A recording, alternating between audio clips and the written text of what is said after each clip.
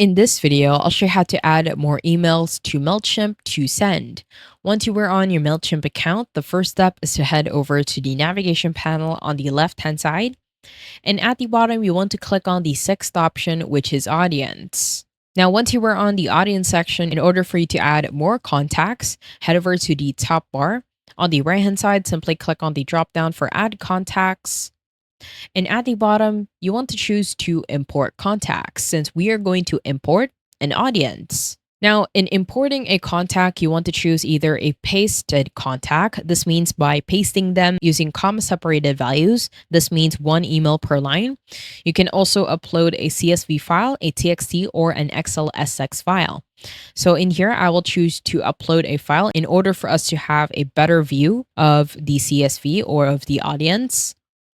Now, once you click on upload a file at the bottom, click on the hyperlink to download the sample CSV file. And once you are done downloading the sample CSV, simply open it either on Google Sheets or on Excel. And for this demo, I will open it on Google Sheets.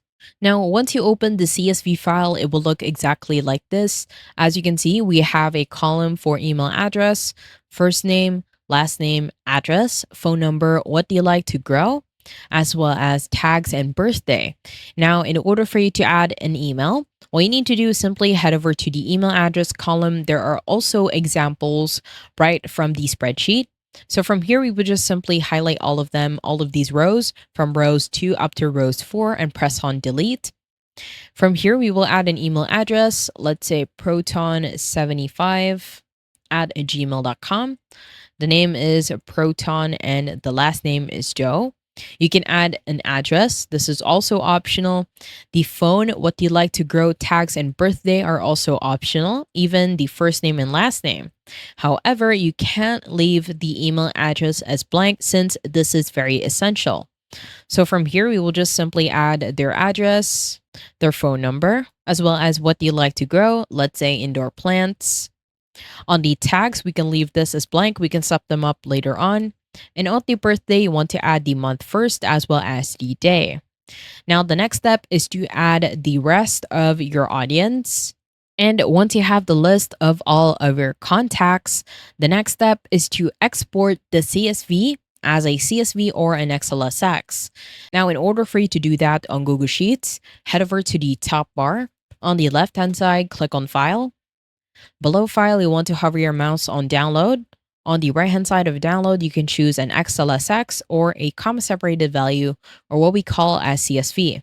I will choose CSV. And once the spreadsheet has been downloaded, head over back to Mailchimp. From here, we will just simply select a file, and that file will be our spreadsheet. Once you have selected your file, at the bottom, click on Continue. And from here, we will set this as our current audience. And at the bottom, if you do want to update any existing contacts, then we'll just merge and replace their information. So at the bottom, click on Continue. And in here, we can choose to tag our contacts. As you can see in here, you will see the list of all of your tags. This is the reason why we left them blank earlier. So from here, we will name this as 2026. And once you're done, head over to the bottom and click on Continue again. Now it's time to match the file column name to Mailchimp's field names. So this is the name of our columns, email address. On Mailchimp, it should also be the same, like email address. This will be for Mailchimp's field names. Now you want to do the same thing to first name, last name, address, phone number, what do you like to grow, tags, and birthday. And once you're done, head over to the bottom and click on Continue. Now in here, you want to set the email marketing status as either subscribed, unsubscribed, non-subscribed, or cleaned. Now, clean just means that the emails are hard bounce or repeatedly soft bounce and are now considered as invalid. You want to set this as email subscribed, and at the bottom, click on Finalize Import.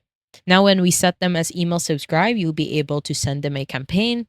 And at the bottom, this is just a review as well as the option to complete your import. So at the bottom, let's click on Complete Import.